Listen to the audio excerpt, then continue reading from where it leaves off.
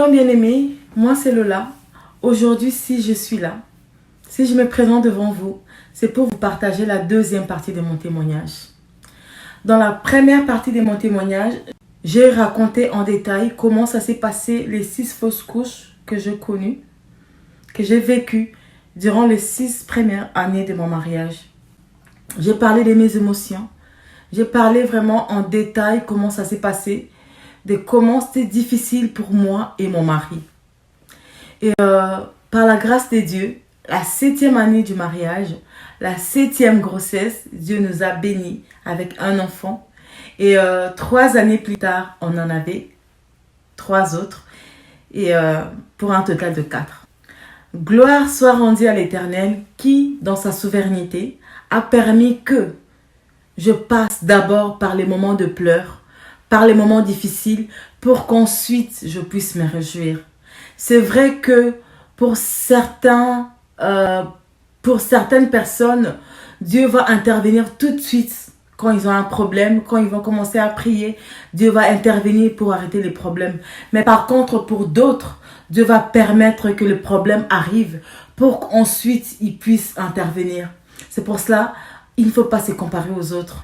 Joseph, Dieu a permis qu'il soit vendu par ses frères, qu'il puisse aller en prison. C'est vraiment plusieurs années plus tard que Dieu a intervenu pour élever Joseph en Égypte. Et c'est pour cela qu'il ne faut pas se comparer aux autres. Chacun a son histoire. Par exemple, ton voisin, Dieu peut intervenir tout de suite pour son problème. Mais par exemple, pour toi, Dieu va intervenir plus tard. Alors, il faut pas se comparer aux autres. Moi, dans mon cas, Dieu a attendu après 6 années pour me donner un enfant, pour me donner des enfants.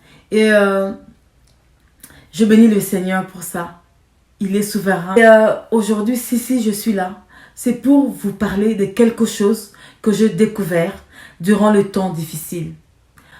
Quelque chose de précieux que j'ai découvert durant le moment où j'ai traversé les moments difficiles, durant le temps difficile.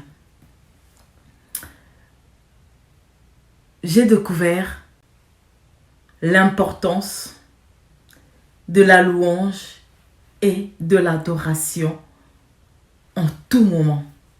Moi, personnellement, la louange était comme une forme. C'était comme un tremplin par lequel il faut passer pour aller au plus important. Donc, je commençais par la louange, par l'adoration, vite fait pour que je puisse rentrer tout de suite dans le vif du sujet, l'intercession, faire des demandes à Dieu. Mais durant le temps où j'ai passé des moments difficiles, j'ai souffert tellement que il m'arrivait de ne pas avoir de mots pendant le temps de prière. Et ce qui est intéressant est que quand ma bouche n'arrivait pas à sortir de mots, mon cœur qui souffrait, mon cœur qui saignait, louait et adorait Dieu. Quand je recevais un coup de l'extérieur, quand j'avais mal, c'est que je ne comprenais pas, mon cœur transformait cette douleur-là tranquillement en louange et adoration en l'Éternel. J'arrivais facilement à louer Dieu. Et plus le jour passait, plus les mois passaient, je commençais à comprendre l'importance de la louange et l'adoration. C'est vraiment un trésor inestimable que j'ai découvert durant ces temps. Mes compagnons d'élite, la louange et l'adoration. Ma douleur qui était dans mon cœur m'empêchait d'avoir de mots. Mais cette douleur-là ne m'empêchait pas de louer le Seigneur. Et quand j'avais mal, par exemple, je viens de faire une fausse couche, c'est récent. J'ai très mal. J'ai envie de rien. J'ai envie de voir personne, d'entendre personne, juste de m'enfermer. Mais cette envie-là disparaissait vite parce que quand je rentrais à la maison, je commençais ma louange, je commençais mon adoration. Même parfois sur la route, je commençais ma louange, je commençais mon adoration. Après la louange et l'adoration, je me sentais libre. Je me sentais libérée. Alors le poids de la douleur, le poids du problème, c'est comme si ça s'est volatilisé d'un coup après la louange et l'adoration. Je pouvais reprendre tout de suite la vie normale. Je pouvais reprendre tout de suite mes activités juste après la louange et l'adoration. Et c'est vraiment après plusieurs mois que j'ai compris que la louange et l'adoration m'ont donné la force de persévérer. La louange et l'adoration m'ont donné la force de ne pas déprimer.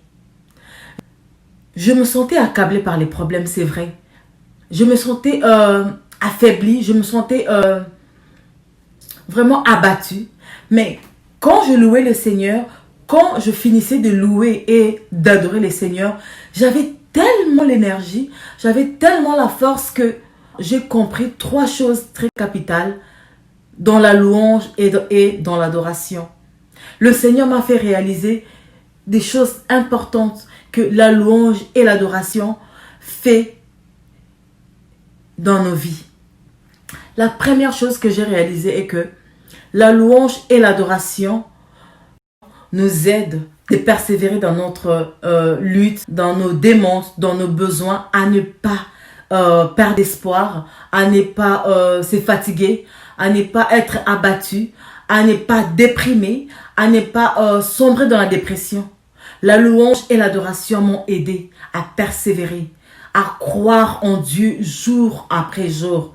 La louange et l'adoration, c'est comme un booster qui vient booster une batterie faible. Et vous voyez, après qu'on booste la batterie aura maintenant plein d'énergie pour pouvoir pousser la voiture. En fait, c'est vraiment dans cet angle-là que j'ai compris la louange et l'adoration durant les moments difficiles. La louange et l'adoration nous donnent de l'énergie. Malgré, vous savez, nos problèmes viennent vraiment avec un poids qui t'affaiblit.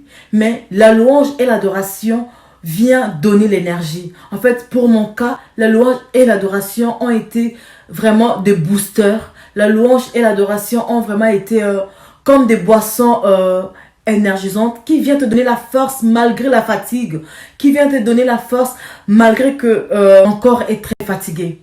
C'est vraiment un trésor inestimable que j'ai compris et c'est ça vraiment mon secret. C'est ça vraiment une richesse que j'ai compris et c'est ça qui m'a aidé à ne pas désespérer. Ce qui m'a aidé à continuer, à persévérer malgré les années qui passaient, malgré la situation qui devenait de plus en plus compliquée. La louange et l'adoration m'ont aidé à persévérer. La deuxième chose que j'ai découverte dans la louange et l'adoration, mon deuxième trésor de la louange et l'adoration, c'est que la louange et l'adoration m'ont aidé à avoir la foi en Dieu. La louange et l'adoration m'ont aidé vraiment à croire à toute la parole de Dieu. La louange et l'adoration m'ont permis de croire que Dieu est le même hier, aujourd'hui et éternellement. Le fait que je louais le Seigneur pour ce qu'il faisait pour les autres. Je faisais vraiment des prières d'action de grâce pour cette personne-là qui ne me connaît même pas. Je louais Dieu parce que la personne avait eu un enfant. Et le fait que je le faisais, ça me donnait la foi pour mon problème à moi. Donc à chaque jour, la foi qu'un jour je porterai un enfant dans mes bras augmentait. Même je fais une fausse couche, mais le fait que j'étais dans la louange, j'étais dans l'adoration, ça m'aidait à avoir toujours l'espoir qu'aujourd'hui ça n'a pas marché, demain ça marchera. Il m'est arrivé de louer Dieu, même après des fausses couches. Vous savez, les fausses couches que j'ai connu.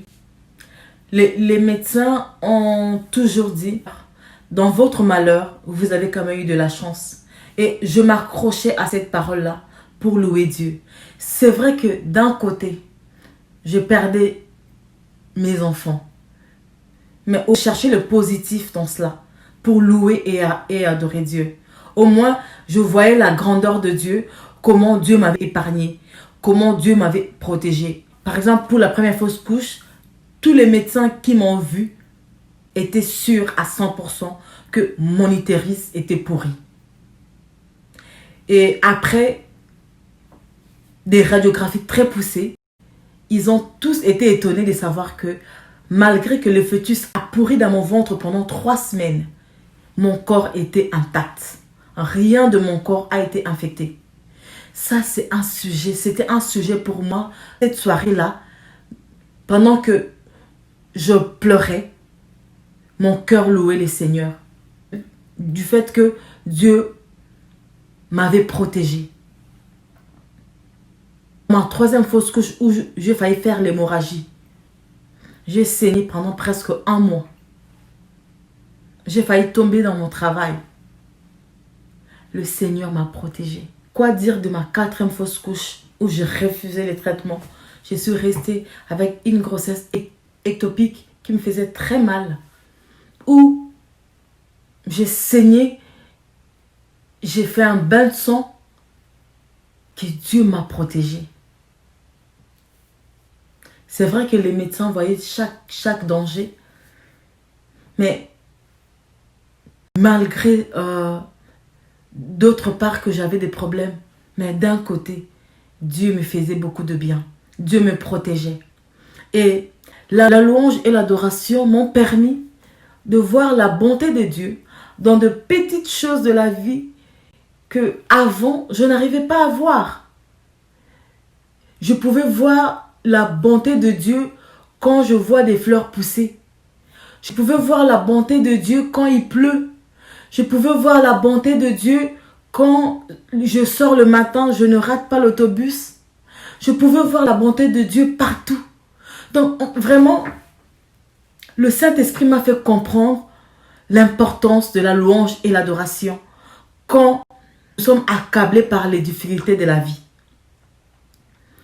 Et la 3e chose que la louange et l'adoration m'ont permis de comprendre, c'est que quand tout va bien, il est très important de louer Dieu. Louer Dieu quand tout semble bien aller dans notre vie m'ont permis de comprendre l'importance de Dieu dans ma vie. M'ont permis de comprendre que je ne suis absolument rien sans Dieu. La louange et l'adoration m'ont permis de comprendre que je ne vaux absolument rien sans Dieu. Même quand tout va bien dans ma vie, j'ai besoin de Dieu. Et c'est la louange et l'adoration qui m'ont permis de comprendre. Le fait que je loue Dieu, je me suis rendu compte que je dépends totalement à 100% de Dieu. C'est vraiment grâce à la louange que j'ai compris cela. La louange et l'adoration m'aident de rester humble. De rester vraiment à genoux au pied de la croix. De savoir que tu ne maîtrises rien. Que tu ne peux rien sans Dieu. C'est ça que la louange et l'adoration m'ont fait comprendre. C'est vrai que, étant un enfant de Dieu, je sais que je ne peux rien sans Dieu. Mais vraiment, que ça devienne réel dans ma vie. Que je puisse savoir à chaque minute de ma vie que j'ai besoin de Dieu en tout et pour tout. C'est vraiment grâce à la louange. La louange et l'adoration sont vraiment devenus mes compagnons de lutte. À chaque moment, la louange et l'adoration sont là. Je porte la louange et l'adoration partout. Je porte la louange et l'adoration dans toutes circonstances. J'ai appris à louer et adorer Dieu. Vous savez, en tant qu'un enfant de Dieu, c'est facile de passer 1 heure, 2 heures du temps en train de demander des choses à Dieu, de faire des prières de combat, de prier pour ci, de prier pour cela. Mais c'est pour moi, personnellement, je veux dire, c'était difficile pour moi de passer beaucoup de temps dans la louange et dans l'adoration. Pas seulement, je parle pas vraiment de chanter, de louer Dieu par les chants, mais vraiment de louer Dieu par mes propres mots. Au début, la louange et l'adoration, c'était comme des tremplins. Que je commençais par la louange et l'adoration, comme une sorte de marche à suivre. Donc tu commences par dire merci à Dieu, ensuite la repentance, ensuite tu demandes. Le Saint-Esprit m'a vraiment fait comprendre que la louange et l'adoration n'est pas comme l'entrée, comme quand on va au restaurant pour manger, tu demandes l'entrée pour attendre le plat principal. En fait, le Saint-Esprit m'a fait comprendre que la louange et l'adoration, c'est le plat principal. C'est vraiment le plat principal. C'est pas on loue vite fait parce qu'on sait qu'on doit aller pour prier pour ça, prier pour cela. Mais la louange et l'adoration, c'est vraiment le plat principal. C'est vraiment très important. Pour finir, je dirais que la louange et l'adoration m'ont vraiment aidé à persévérer, à garder la foi en Dieu et à demeurer auprès de Dieu, à rester attaché à Dieu à tout moment, dans toutes circonstances, avoir les regards fixés vers Dieu. Et tellement que durant les moments difficiles, j'ai passé beaucoup de temps dans la louange, beaucoup de temps d'adoration. Dieu m'a permis durant cette période de composer plusieurs chansons. Des chansons de louange, des chansons d'adoration et même des chansons de prière. Le fait que je ne chantais pas seulement des chansons connues, des chansons qui existaient déjà. J'ai chanté des chansons vraiment qui venaient vraiment de l'expression de mon cœur. Vous savez, comme je vous avais parlé de la première partie, que quand je recevais un coup de l'extérieur, quand je recevais une mauvaise nouvelle, une mauvaise parole, je courais tout de suite dans la présence de Dieu. Et quand je commençais à louer et à adorer Dieu tranquillement, mes paroles se transformaient en chansons. Tranquillement, mes paroles devenaient des mélodies que je chantais devant l'Éternel, seul à seul, avec lui. Et ce qui fait que plusieurs de mes chansons ont des petites histoires. C'est vraiment des chansons que j'ai composées, vraiment, que j'ai eu à composer dans des moments bien précis où j'avais mal, où je déversais ma douleur devant le Seigneur pour que je puisse m'en dégager, en fait. Parce que la louange et l'adoration me libéraient. Donc, c'est vraiment le poids que je portais de la douleur, le poids que je portais de la souffrance. Quand je louais puis j'adorais Dieu, ce poids-là s'évaporait, ce poids-là partait et j'étais libre, j'étais joyeuse. Je pouvais louer, je pouvais adorer Dieu facilement et c'est vraiment le Saint-Esprit qui m'a aidé, c'est vraiment le Seigneur. Je ne pense pas que par moi-même j'aurais pu comprendre l'importance de la louange et l'adoration comme j'ai compris. Donc j'ai vraiment réalisé que la louange et l'adoration c'est vraiment des compagnons d'élite, des compagnons d'élite de tout moment. Donc je porte avec moi la louange et l'adoration dans toute situation, à tout moment. Je porte avec moi la louange et l'adoration partout. Partout où je vais, je porte avec moi la louange et l'adoration. Et je pense que Paul et Silas avaient compris cela. En prison, ils ont commencé à louer, commencé à adorer le Seigneur. Dieu avait envoyé un ange pour les sauver, pour les libérer de la prison. Mon histoire, c'est ça. C'est d'abord les 6 fausses couches. Ensuite, la louange et l'adoration, qui sont devenus des compagnons de tous les jours, des compagnons d'élite. Et je vous partage parce que l'homme ne donne que ce qu'il a reçu. Moi, ce que j'ai reçu, c'est la louange et l'adoration. C'était mon secret, mon trésor découvert durant les moments difficiles. L'importance de la louange et l'adoration dans notre vie. Quand tout va bien, même quand tout va mal. C'est vrai que pour certaines personnes, ils ont la facilité de louer Dieu quand tout va mal. Mais par contre, d'autres, quand tout va mal, ils n'arrivent pas à louer le Seigneur. D'autres personnes, c'est que pendant où tout va bien, ils ont cette capacité de louer facilement Dieu. Mais pour d'autres personnes également, quand tout va bien, ils pensent que ça y est, j'ai tout ce que je voulais, Dieu n'a plus d'importance. Donc, c'est vraiment important de comprendre que la louange et l'adoration doit être au centre de notre vie, que ce soit dans le bonheur, que ce soit dans le pleur. Du reste, la Bible dit, Dieu siège au milieu de louange et d'adoration de son peuple. C'est vraiment un verset que je connaissais depuis longtemps, mais que c'est vraiment dans les moments difficiles où j'ai appris à louer Dieu pour tout ce qui s'est passé autour de moi, dans ma vie, que je pu comprendre que Dieu siège au milieu de louanges et d'adoration. Voilà, c'était mon histoire. Vraiment que Dieu vous bénisse abondamment de m'avoir suivi. Je vous dis à très bientôt pour la suite. Et n'oubliez pas de partager ces témoignages.